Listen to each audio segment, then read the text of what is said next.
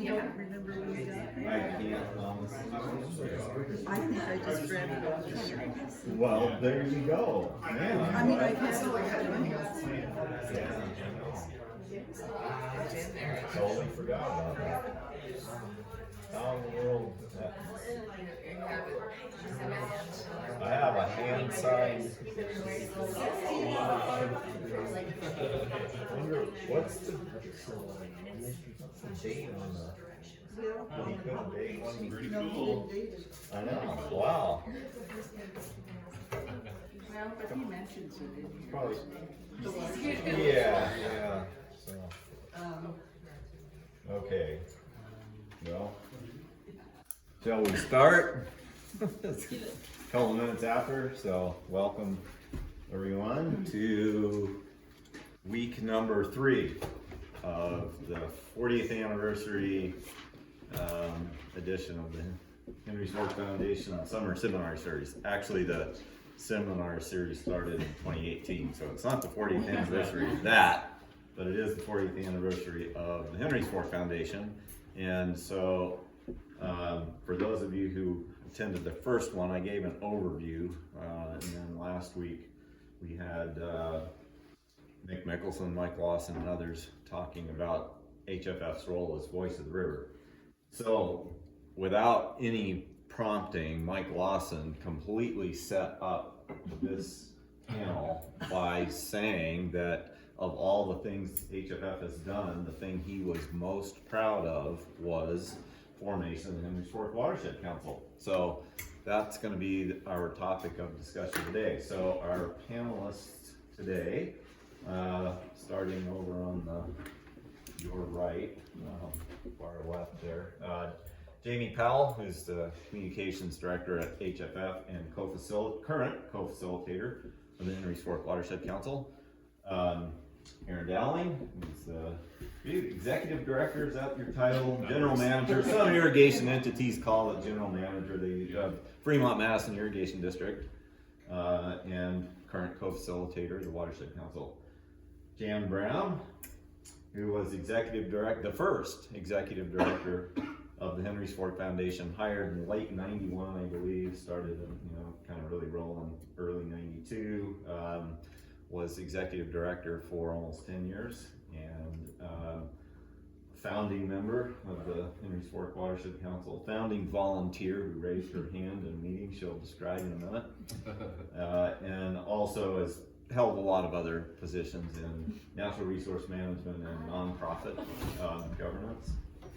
Oh my goodness. Oh, We got hacked. oh, my. Oh. That's not good. How'd that happen? I don't know. That's the first time that's happened. Yeah, we've never been Zoom on before. Yeah. Was anybody on? That we- Yes. Oh no. Did you fornication? It took a while to figure out. Oh. It's close. Okay. Okay. Well, I'll let you all deal with that. Folks in the room, we will continue on. And what was I saying? Oh, Jan, yes, it has had a long career in natural resource management and as well as non-profit organizations. And finally, Sheryl Hill, who is my wife, but that's not why she's here. She's here because she worked for Idaho Department of Environmental Quality at the time the Watershed Council was just getting going, and has a really interesting perspective from the agency standpoint that I thought was really important to bring to the table. And she's participated just as a citizen involved stakeholder in the council ever since, and so has the complete history with the council. So I'll let you two deal with the technical issues. I'm gonna let Jan start as one of the people who was here really before the Watershed Council and helped start the council. So Jan, when I think about the council formation, and you can just correct me if I'm wrong or give your spin on this, but I always tell people we had 3 things going on in 1992. The legislature passed the Henry Ford Basin Plan. There's the original plan sitting right there. And Jan was on the stakeholder committee. What was it called? Citizens, I think it was called the Citizens. It was the Henry's Fork Advisory Group. Advisory We have group. a list right Yep. here. And Mike Lawson was on that and acknowledged Dan's work on that last week in his presentation. So, passage of the plan, a construction accident on the Marysville Canal that was being enlarged to accommodate a new hydroelectric plant. We didn't even talk about that last week. I figured we'd save it for this week. And then a complete draft of Island Park Reservoir. When you talk draining Island Park or drawdown, this was it, all the way to zero. There was just the river channel flowing through the bottom of the reservoir in the fall of that year. So we had a lot going on, and those three things led to the formation of the council in some way. So Jan, would you tell us what happened in '92 and how the council came to be? You know, it was an interesting thing in the fall of '92, but the stage setting in a way was '93, because we did not recognize until the following spring just how much sediment had come down from Island Park. Because we entered in the fall, we were given all sorts of assurances that don't worry, 2 weeks of chocolate brown water really wasn't a bad thing, that it would all go downstream and nothing, no problems. So it wasn't until the spring when we saw mounds of sediment in Heron State Park and started to measure it in feet. Transects were done by the Henry's Fork Foundation, etc. That we really realized the extent of the problem. What was interesting is everyone had forgotten that the Island Park Hydro Project being constructed, that was going to be constructed, had a year of baseline data being taken by Vince Lamara, who was taking turbidity readings, and there was actually an estimate of between 50 and 100,000 tons of sediment that had gone through the dam downstream. And once it was quantified, once we saw what was in the river, the Bureau of Reclamation, who had basically conducted the drawdown at the request of Idaho Fish and Game, did some flushing flows. There was an attempt to move that sediment, but at that time it became very clear that there was going to have to be an enforcement action on the part of DEQ for violating water quality standards by that decision. What was really interesting is that the Bureau of Reclamation took responsibility for having made the decision and did their best, I would say, in good spirit, to try to move the sediment in flushing flows, as I mentioned. Pulses is what they did. But I think what got the irrigators concerned is when they were implicated by Idaho Fish and Game as being partially responsible because they had used their irrigation water. And it really pushed a button because they had made no decision, and it was not anything out of the normal operating procedure. And yet they were being drawn into it.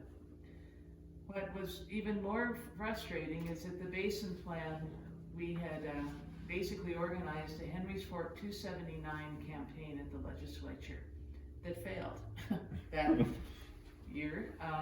It was actually, my recollection was '93. When the legislature So basically 93 session. considered the plan and the 279 miles of protected, this was state protected rivers and streams and in the watershed, and they had not adopted any of them. It basically failed. The proposal we had failed. And so there was a tension in the air in this watershed about the Henry's Fork Foundation gaining in stature, having a river that looked like it was going to be permanently impacted, and then all the agencies who were involved basically pointing fingers at one another and looking for blame. And again, I would say the Bureau of Reclamation stepped up as saying, all right, we were partially or largely responsible. But it really did spark a dialogue that happened at Elk Creek Ranch, is what happened in the spring, where every agency who had any responsibility, regulatory authority, ownership, management, water rights, was invited to come and share their perspective.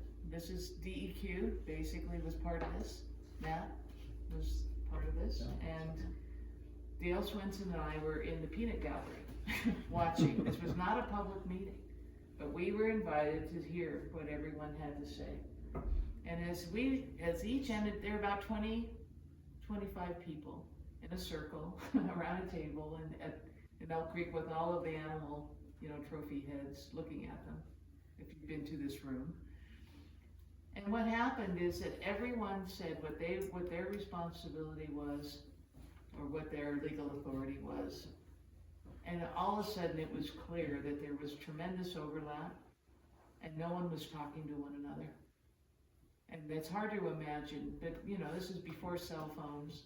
Computers had just come along in the 80s. I mean, our communication abilities were limited, and so were our water testing, capabilities. So you had temperature loggers put into the river by multiple agencies in very close places. But no one was sharing data. No one was making decisions, consulting one another.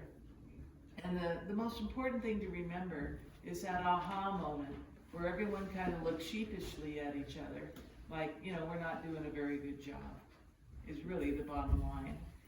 And many of these folks had never met each other before, because watershed thinking was just coming into vogue, is the best way I can put it. So what happened in June is many people were called to Boise because DEQ was trying to decide what fine they were going to, exact, and who was going to get fined in a way, and how that was all going to be allocated. And so this was the meeting where everyone said, we need some sort of entity. And I doubt we used the word watershed council, but a watershed collaborative of some sort. And what happened is our board, Henry's Fork Foundation board, said, we're going to do whatever it takes. So Jan, go ahead. Herb Meyer was the board chair at that point, and he was in Boise as well. And so when it was said, who should lead this kind of entity? Should it be a state agency? Should it be a federal agency? And I, of course, said it shouldn't be an agency at all. It should be the Henry's Fork Foundation. And John Keyes, who was the head of the Bureau of Reclamation for the Pacific Northwest, was in the room.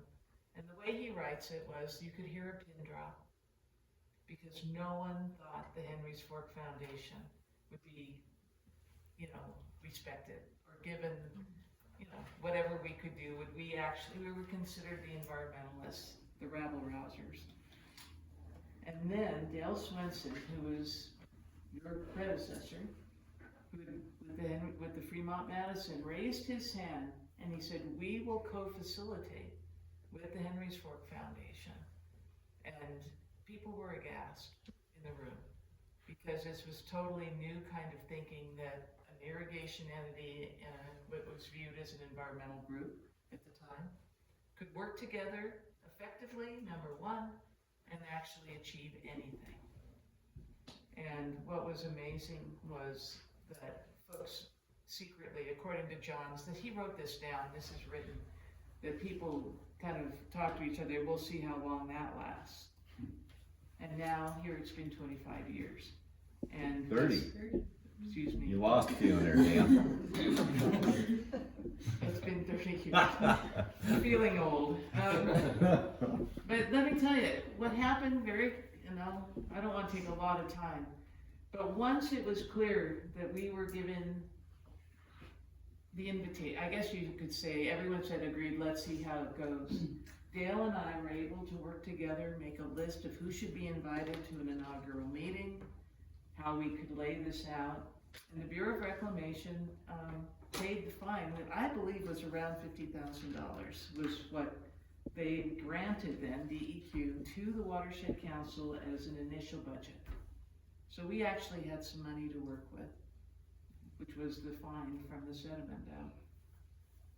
Interestingly enough, I had been involved in an organization called the Foundation for Community Encouragement, and I don't know if any of you know the name Scott Peck. at Scott Peck was a psychologist who wrote a book called A Different Drum, and it was about community building. And the methodology that he was teaching in workshops, I said, let's try it with this group and see how it goes. So we started that first meeting with 60-some people sitting in a circle, and I, and Dale agreed with this. So we asked for 3 minutes of silence, which is how community building happens, a la Scott Peck. And it's basically not a prayer time, it's essentially a time to reflect on why you're there and how to have civil discourse. And end the meeting in a circle with a minute of silence was the methodology that he basically created back in the 1980s. And it worked. It kind of disarmed some of the anxiety or antipathy, is that the word? And we used it throughout those years. We also created what was called the WIRE criteria, the Watershed Integrity Review and Evaluation process. We created our own acronym, and that was the criteria that anyone would have to consider to receive any of this $50,000, or ultimately endorsement of the council for a project for which they needed broad support. And so the WIRE criteria was created with a bunch of flip chart paper around the room. That's what we used to do without electronics. And we said, what's important to everybody? And so we came up with 10 categories of criteria that every project should consider, from the science to the public impact to the economics. And essentially it's a mini NEPA. It's a series of things to consider in a project. And even more interesting was the group's decision that when we have a presentation of a project of anything going on in the watershed, whether it's a national forest plan or simply a cattle watering station, that we should have the ability to have the citizens meet together, the agencies meet together, and then any scientists who are working for an agency or for a university or for a nonprofit, that the scientists could sit down and represent their discipline rather than the agency mission. In other words, they were given the permission to be scientists in evaluating a project. And the agencies were allowed to represent their mission and wave the flag of the agency and be there for their group.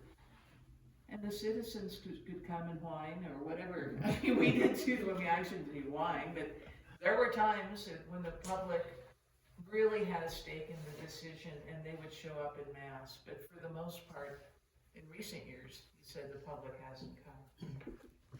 So that's what happened, is that everything, all of the animosity, all of the fears, all of the feelings like we have to do something to benefit this watershed and do a better job, we took it to the Watershed Council.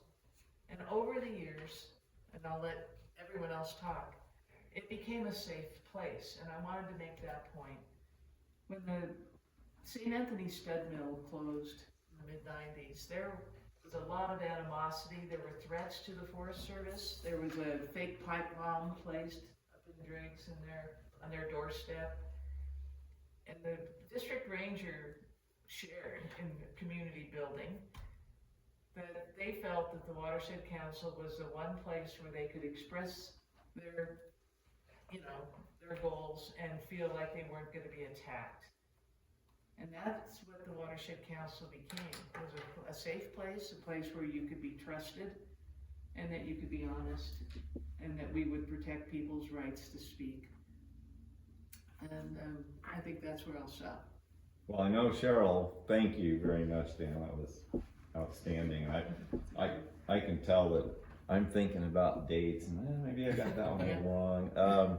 And I know Sheryl will say something about the safe place, but parallel to the council in the mid-90s was actually a nationwide issue of states not enforcing the Clean Water Act, according to a lawsuit that forced states, Idaho was one of them, to start enforcing the Clean Water Act, and that was going on independent of the Watershed Council. But as a result of that, the Watershed Council became involved in that process. So Sheryl, will you tell us about what was going on, the lawsuit, PMDLs, how you came into the organization, what role the council played?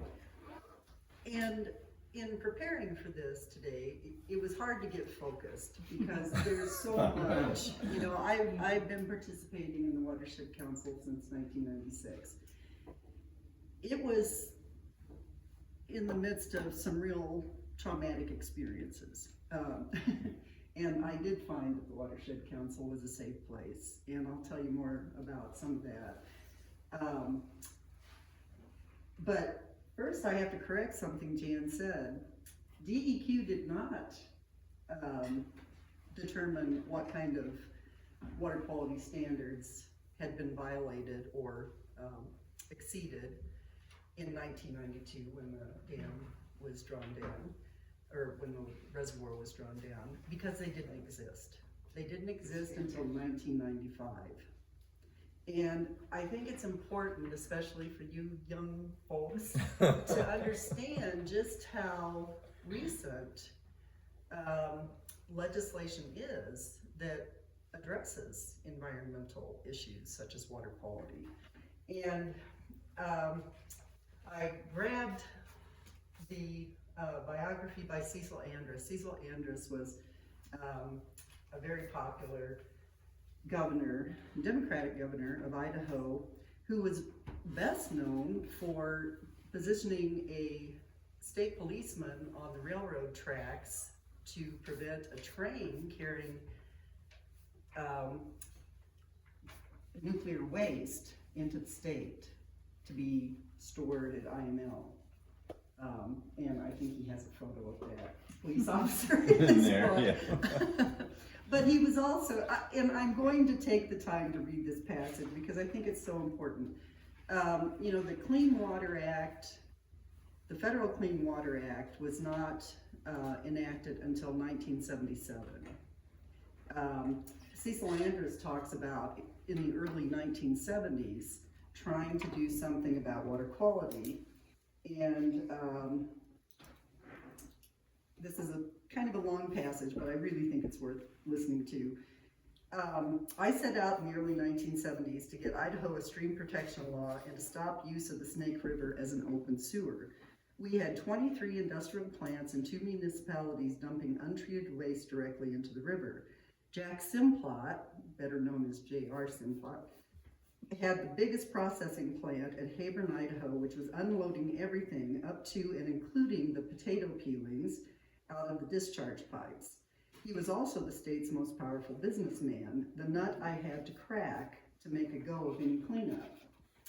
When we met, I looked Simplot in the eye and told him that he was going to have to install secondary treatment at the facilities where he processed his spuds.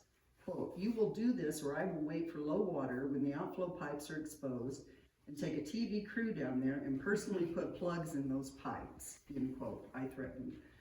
Simplot was blunt in return, saying words to this effect. "Jesus Christ, Governor, one of the reasons I built that plant on the banks of the river was so that I would have somewhere to dump my trash." "That was when your plant was the only plant and the river could handle it," I replied. He went to the mat for a time and then he put an offer on the table. "If you make me do it, will you give me your word that you will make all my competitors do it?" We shook on it. He kept his word, I kept mine. I didn't make him a high-profile target, and he was the first to build a secondary treatment plant. Simplot called me up one afternoon with an unusually worded invitation to the dedication. "Why don't we go out and start up that turd crusher you made me build?" We flew up the Snake River to Hebron in the plane that had carried my former opponent, Don Samuelson, across the state. Jack was expansive as he pointed out his holdings. The holdings, too, were expansive. Simplot had the last laugh. In order to keep potato peelings out of the river, he built a low-pressure pipeline that was connected to a feedlot where his cattle were fed a diet of spud leftovers. While improving the Snake River, he made even more money. And it goes on from there to talk about Hewlett-Packard and how Hewlett-Packard came to Idaho. But, you know, it's really important. We're talking 50 years ago. We didn't have laws protecting water quality. And it was not uncommon. I read Jack Simplot's biography too, and he started out feeding pigs as a teenager. He'd go out and kill wild horses. His pigs were located over a stream, so that all the waste just washed away. It was not uncommon in Teton Valley. There were dozens, or many, I don't know if dozens, but many dairies in Teton Valley, and Teton Valley's full of springs. So you would put your barn over the spring so that the waste would just be carried away. Not uncommon. We're not, the stream just north of town that you cross as you leave Ashton, in the 70s was the dumping place for the city of Ashton. We had sewer collection, or we had wastewater collection. We didn't have wastewater treatment. It just went out north of town to Baker Springs, basically, and got dumped in the draw. Thus, you will often hear people refer to as Shit Creek, north of town, and it's not uncommon to hear that. So, I mean, you know, we take for granted that we have clean water, clean drinking water, and, you know, a place to flush our waste, but this isn't, you know, this is a fairly new phenomenon. Anyway, so it was in 72, I think, I went back to the state code, and it was not until 72 that the Idaho Environmental Protection and Health Act was enacted. And basically that made DEQ an agency not under Department of Health and Welfare. It made it an independent agency. It took 20 years then for the legislation to be enacted in 95 that established water quality standards and designated waters for particular uses. It also established basin advisory groups and watershed advisory groups. And as I was going through, you know, my old files, I came across a letter from Jan and Dale, you know, critiquing to Senator Laird Ney. Laird Ney, I Googled Laird Ney thinking I was going to get a treasure trove of information that I could just spew back today. And I was surprised that there was very little out there. Senator Laird Ney is considered one of the architects of the 95 legislation. And he's a 5th generation sheep farmer from the Magic Valley, who then went on to, he was in the legislature, I think, for 18 years or longer than that, and then went on to be one of the board members of the Nature Conservancy and had a big hand in preserving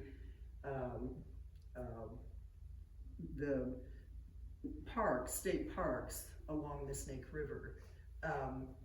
So he's a very prominent figure in who, you know, crossed both sides, more or less, in Idaho. And if any of you are sociologists, he'd be a great topic for a book, because there's not much out there. But anyway, so I came to Idaho in '96, and this was after there was a nationwide effort to get the EPA to enforce the Clean Water Act. And the aspect of the Clean Water Act that was not being enforced was non-point source pollution. We had had good success since the Clean Water Act was enacted in '77, starting to control point source discharges. And, you know, many of you may have studied this in some class somewhere, but one of the driving forces for the Clean Water Act was when the Cuyahoga River caught fire. It was so heavily contaminated with oils and flammable materials. It just caught fire. And that was one of the things that pushed it through. And it was President Richard Nixon who was responsible for the Clean Water Act getting enacted.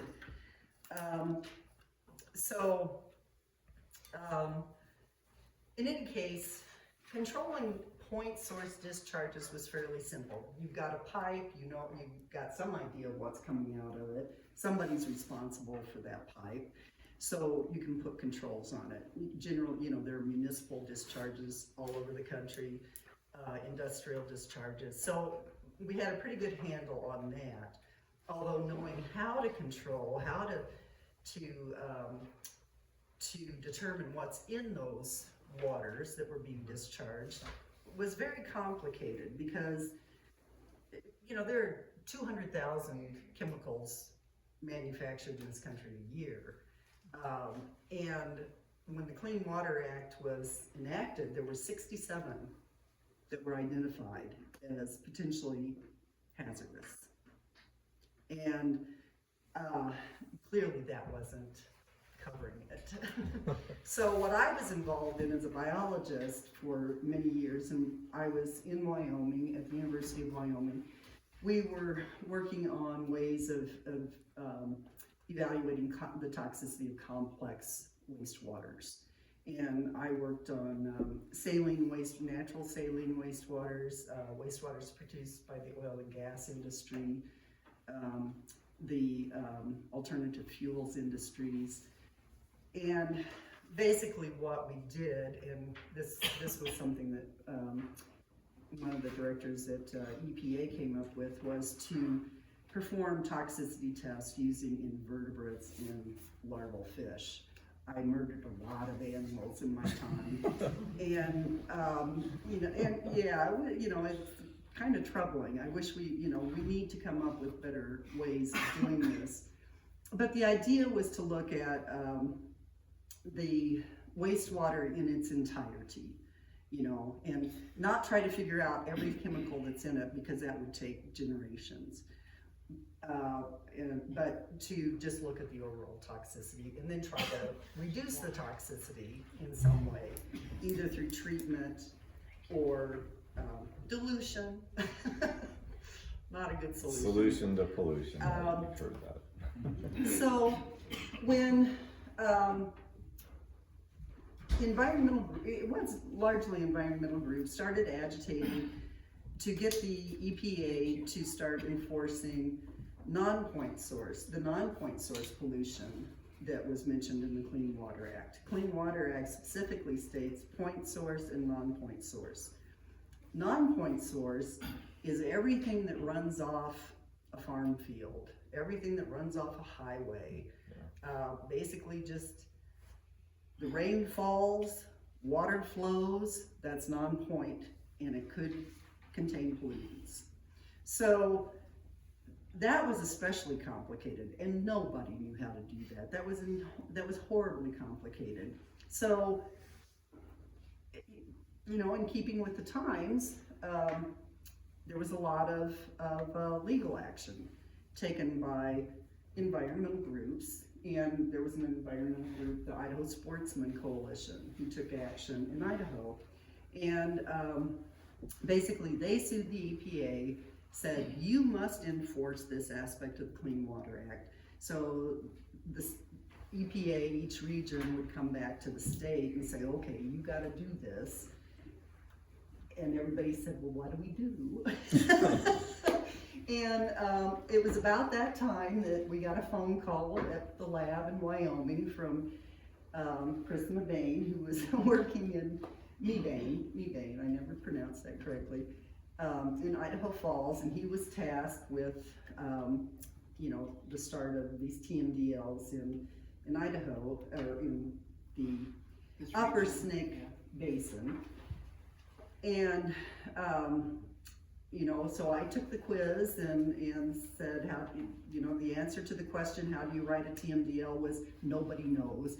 And I got phone calls from every region in Idaho interviewing me because that's the right answer. And anyway, so I ended up coming to Idaho Falls, and I thought I was going to be a scientist and try to help figure out how we go about doing this, and that we would be doing research on how do you write a TMDL. What I learned very quickly was that really my job was to help organize watershed councils that would be the advisory groups watching me try to write a TMDL. And fortunately, Chris took me around to several different places and decided my best fit was right here in the Upper Henry's Fork, which was great, because Rob was here and he knew everything I needed to know. And so this was the first sub-basin assessment. It should have been a TMDL, but we argued that no TMDL was necessary, and because the Henry's Fork Watershed Council was supportive of that decision, EPA signed off on it. So under our court order, the first so-called TMDL that was completed said, we don't need TMDLs. And it was science-based. Fortunately, there was the two sections, the two listed impaired waters that we had to address was Henry's Lake, and the segment of Henry's Fork from Buffalo River to Riverside Campground, basically. And that was the section of the river that had been impacted by the reservoir drawdown. Henry's Lake is, in 1991, there was a massive fish kill there because Henry's Lake is loaded with phosphorus. That, geologically, the area around Henry's Lake is very phosphorus rich. In fact, there was a phosphorus mine up above Henry's Lake at one time. So it's phosphorus rich, and that's one of the reasons it grows huge fish. It always has. Henry's, well, before it was Henry's Lake, it was basically mined for fish to feed mining companies in Montana beginning in 1878, I think. And then the state put an end to that when it became a state, and stopped basically the mass harvest of at that time cutthroat trout. In any case, so fortunately there had just been a clean waters study that was initiated actually by the soil. All right. And yeah, the SALQUIT study, Soil Water Conservation, Yellowstone Soil and Water Conservation District. Soil and water conservation districts are integral to non-point source pollution control and addressing them with plans, implementation plans. I could go on forever. I'm sure you can tell that. So let me stop. But what I wanted to say about the Watershed Council, the Henry's Fork Watershed Council, and the TMDL is in the library. I read through it today. It holds up well. we use it, we cite it, it's absolutely. And as I say, what was startling to me was when I came here, one of my first interactions was with the Henry's Fork Foundation and the Watershed Council. Rob was the science director at the time. He basically knew everything that had happened in the basin, in the sub-basin, in terms of, water quality issues, and any studies that had been done. So he just handed that all over to me, and it really made my job easy. Then working with the council, the council was the Watershed Advisory Group, and this is a state-sanctioned group. The group has to be approved by DEQ, and then over the Watershed Advisory Groups are the sub-basin advisory groups. Basin advisory The groups, sorry. bag. Bags and wags. Right, we were a WAG, overseen by a bag, right? Acronym. Yeah. Yes. But the Watershed Council is actually the Watershed Advisory Group for both the Upper Henrys and the Teton. Yeah. Now, the Teton was a much more complicated situation. There were 13 water bodies, I think, that were on the list. And the list, created a lot of problems that I didn't really understand until I got to know the members of the soil conservation districts better. The judge who made this decision and said, Idaho, EPA, you will do this, and EPA said, Idaho, you will do this by time certain, basically just took every list with any water body and compiled it and said, okay, these are all the waters you have to address. But it went further and said, okay, these are impaired.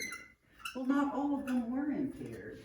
And many of them ended up on that list because the soil conservation districts had identified them as streams of particular concern in their areas that they wanted to work on. And Sawquip had worked on Henry's Lake. They had worked on several streams in the Teton Basin and east of Ashton. And they were very angry. Now these are the soil and water conservation districts are generally made up of members of the agricultural community, the farmers. And the first time I went to meet with the soil conservation district in Teton Valley, none of them would look at me. And, and if that's your first point of contact and trying to get buy-in, it's kind of tough. And finally, Darwin Josephson shared with me that frustration. How did we end up being the targets of, this action when we were trying to do the right thing? So there was a lot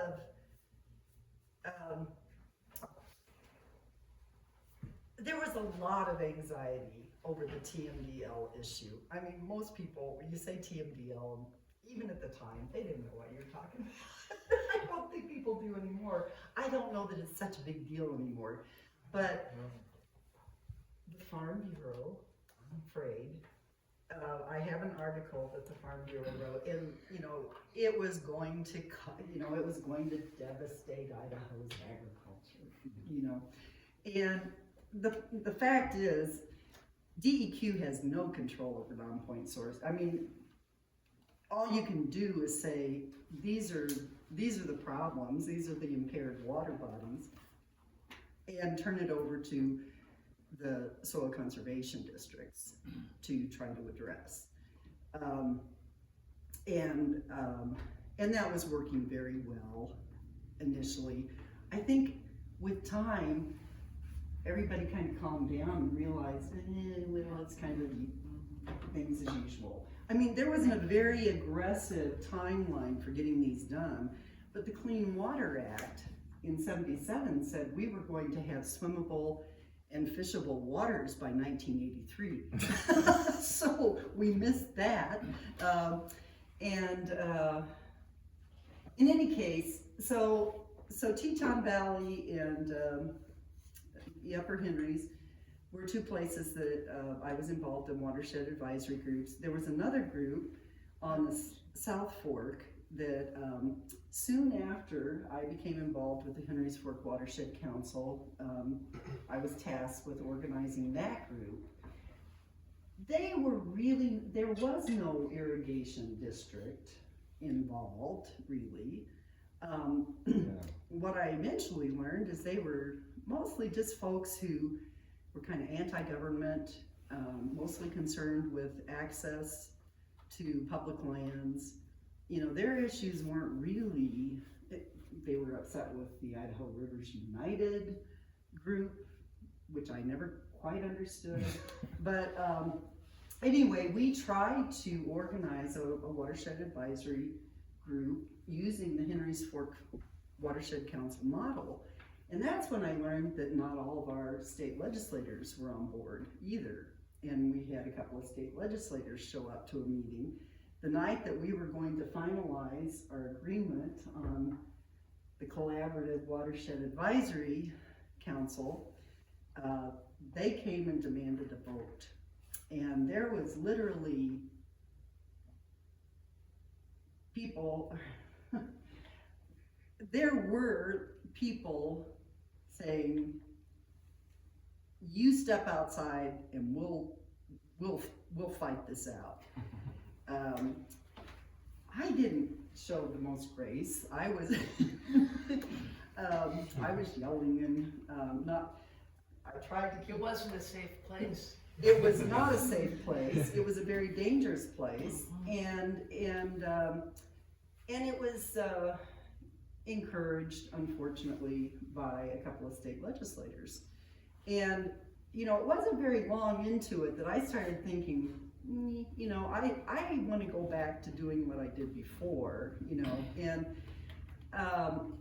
but it was also a very fascinating experience, and I did find the Henry's Fork Watershed Council to be a very safe place, because not only safe, but it was very, it was a place where I got to know my counterparts in the other agencies, you know, Fish and Game, Forest Service, conservation districts, soil conservation districts, the farmers themselves, the irrigation districts, water resources, Bureau of Land Management, you know, just on and on.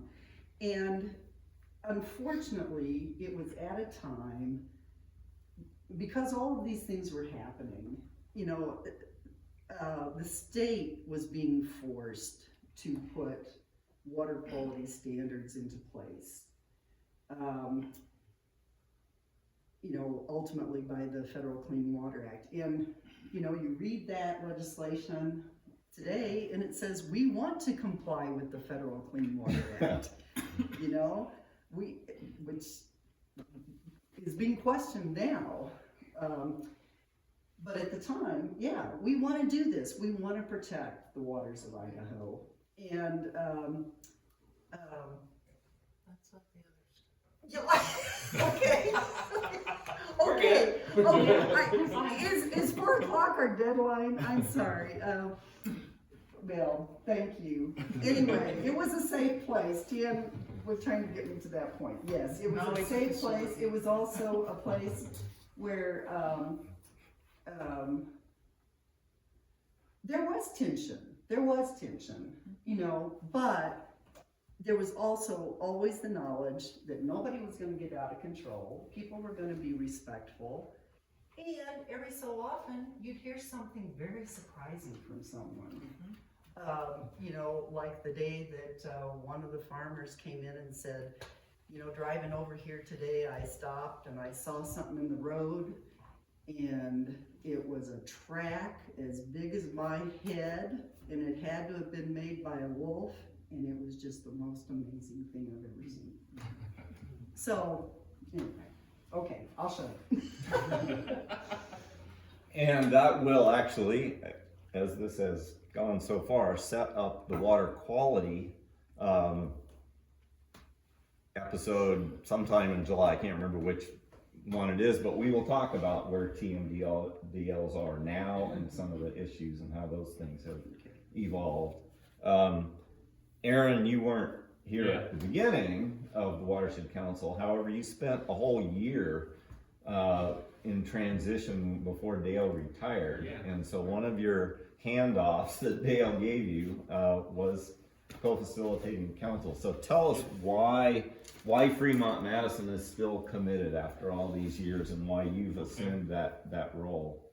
Okay, sure. Well, first, I appreciate Jan and Sheryl and Rob too, just for all the history that you guys have in your head and just be able to share that. I learned a lot.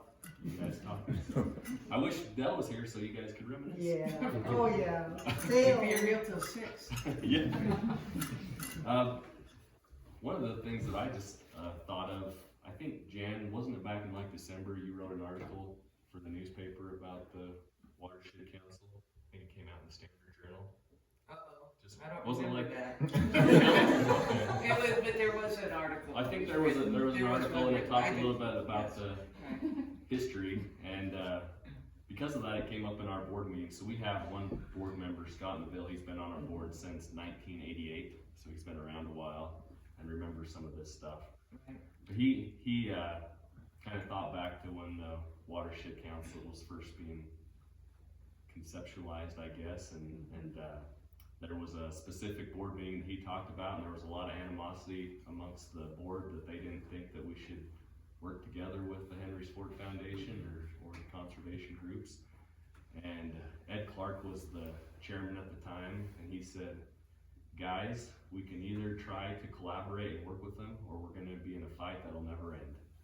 And that was kind of the start of the turn, I guess, where irrigators thought maybe it was a good idea to work with conservation groups like the Henry's Ford Foundation.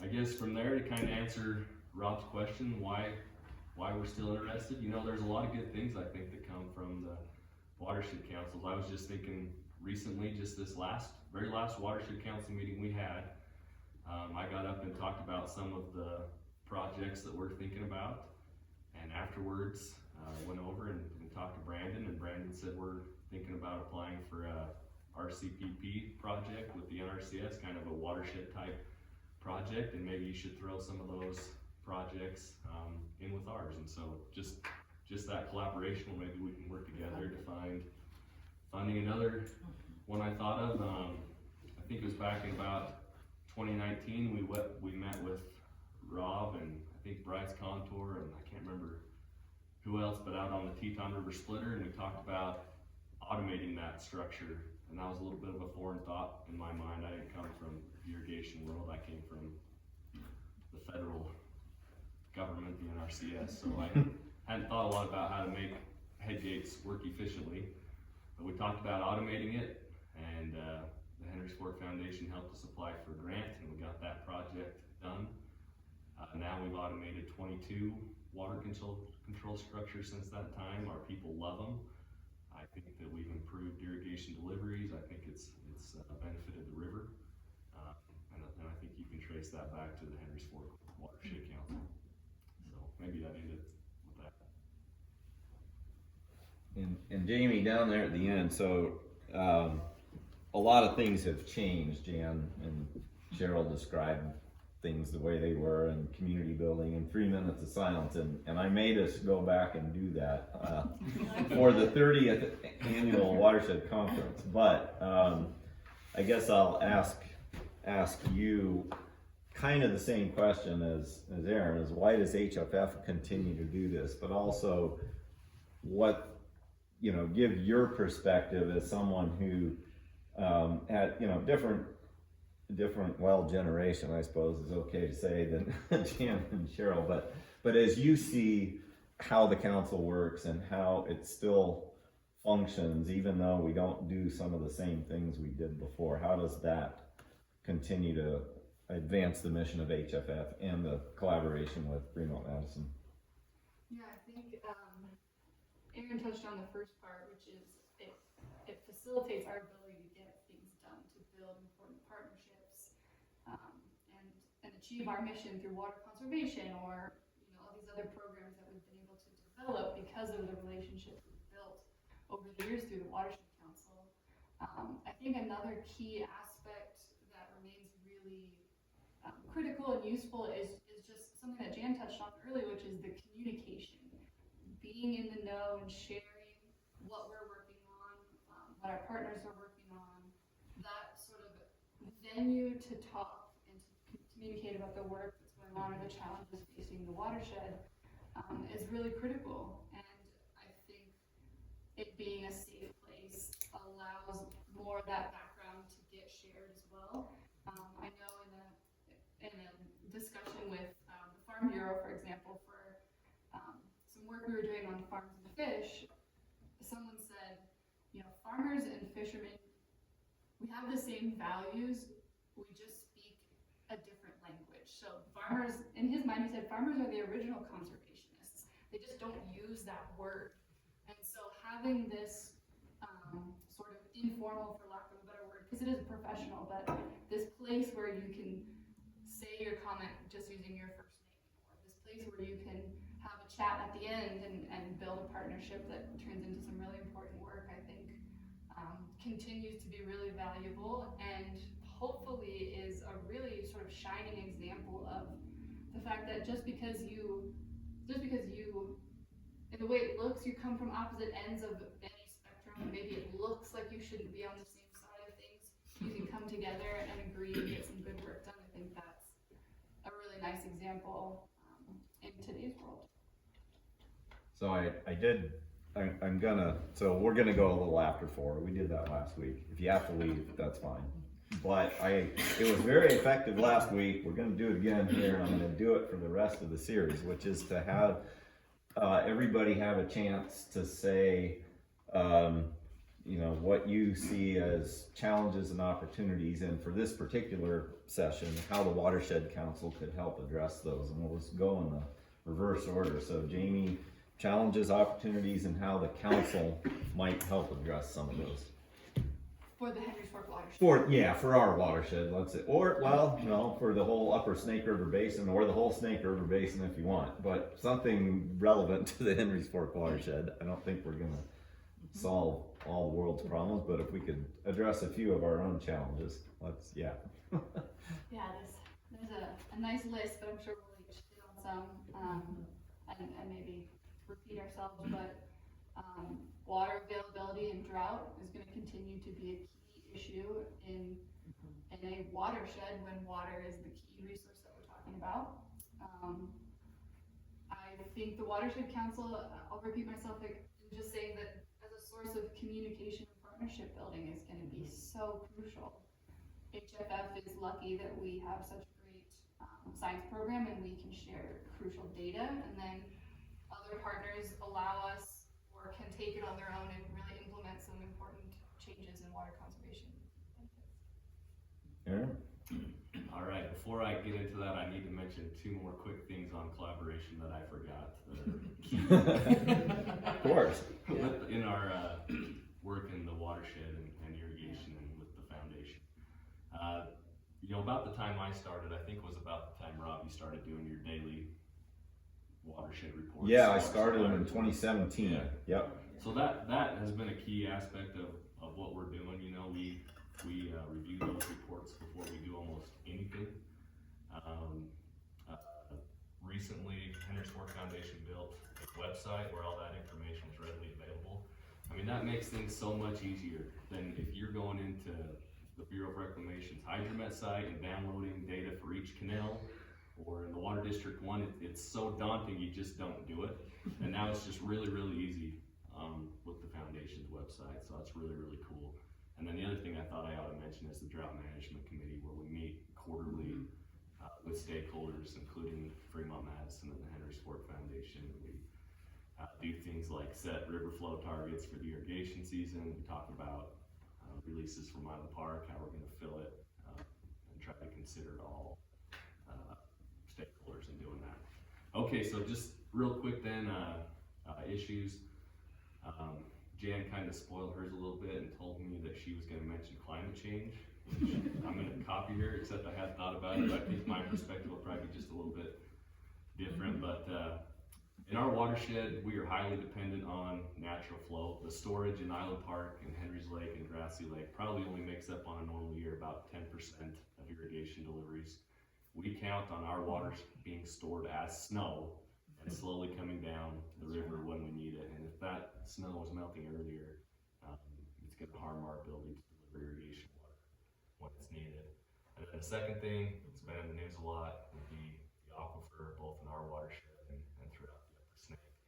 If you look specifically at our watershed, irrigation is not a huge part of that budget, I don't feel like.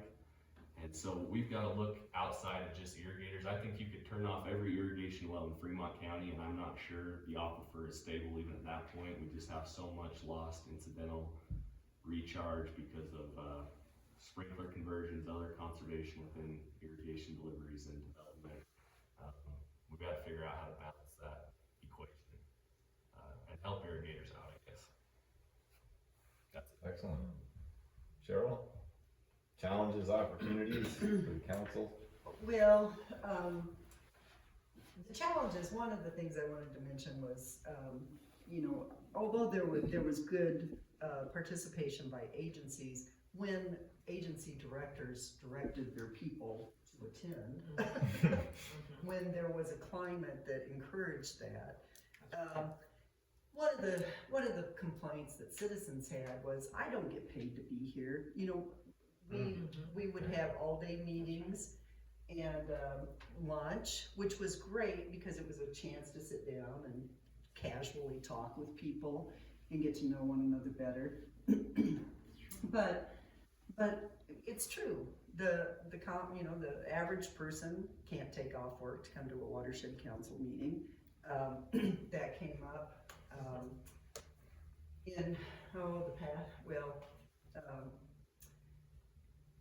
don't know if I want to bring this up, but you know, we went through some real challenges with the Watershed Council not too long ago, and basically it was because we had people participating who were no compromise. You know, that was their position, no compromise, and it fell apart.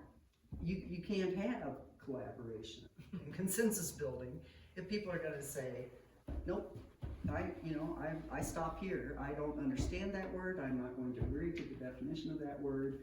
And we lost a real opportunity, I think, for planning. You know, if you look at the charter of the Watershed Council, it goes beyond just fish and irrigation.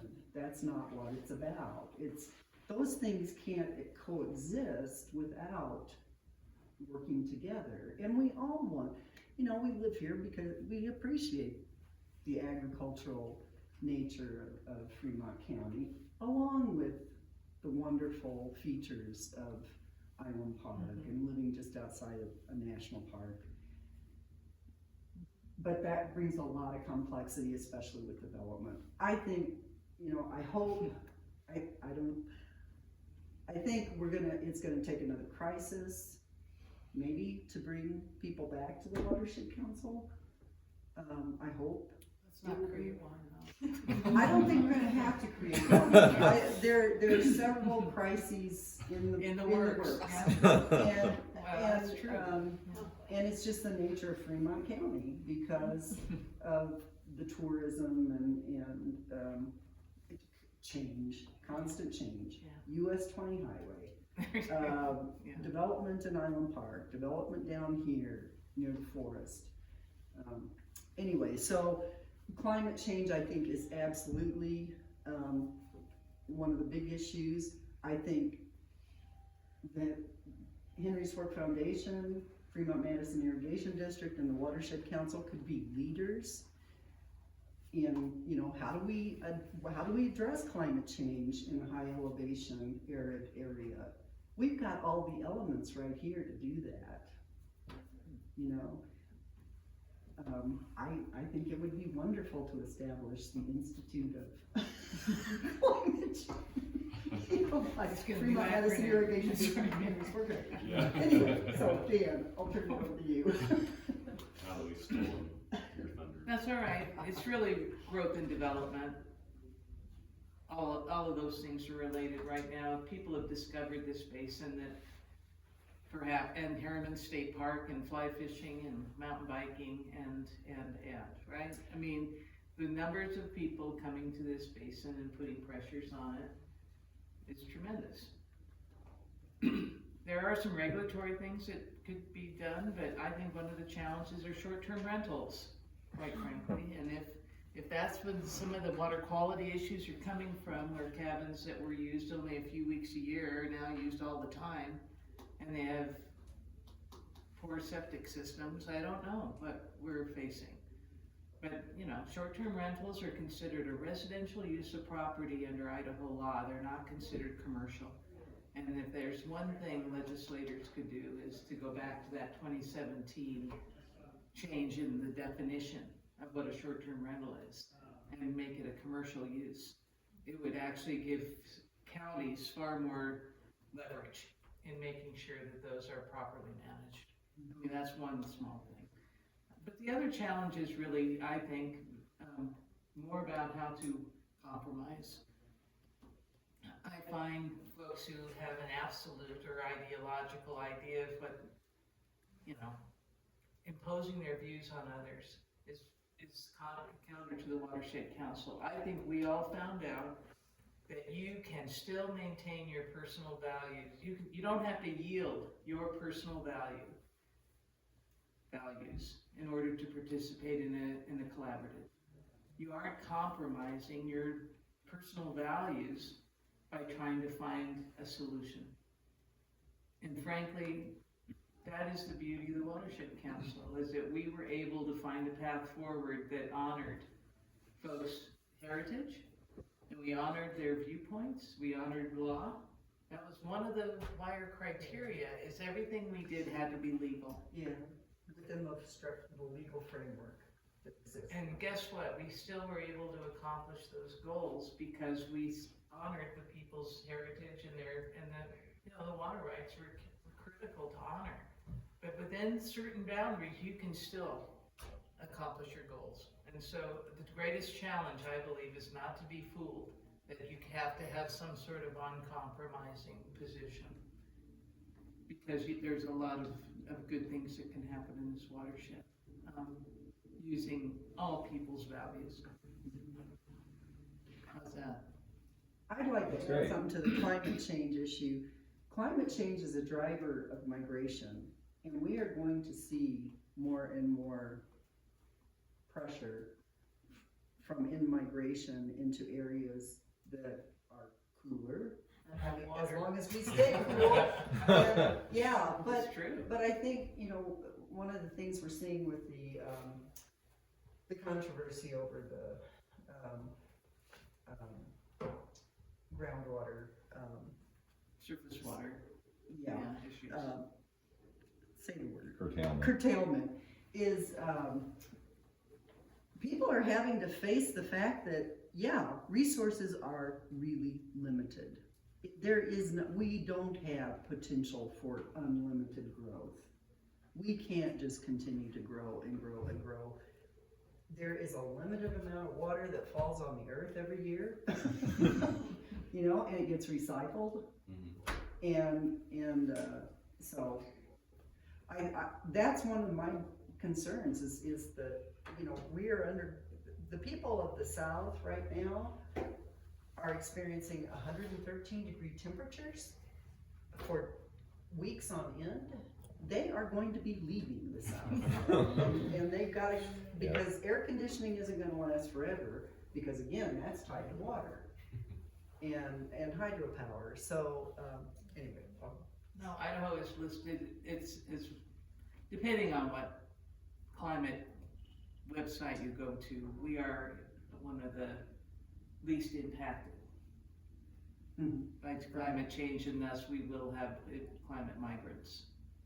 That is predicted. Moody's Analytics is one to go to, by the way. It's really quite interesting, telling corporations where they should not locate their headquarters, because they're not going to be able to get insurance, you know, that kind of stuff. So it really is quite interesting, and a new challenge that after 30 years, right, that the Watershed Council could be a forum for that kind of dialogue. Agreed. Well, Jamie and Aaron, sounds like we got topics for upcoming meetings, field trip, conference. Thank you all very much.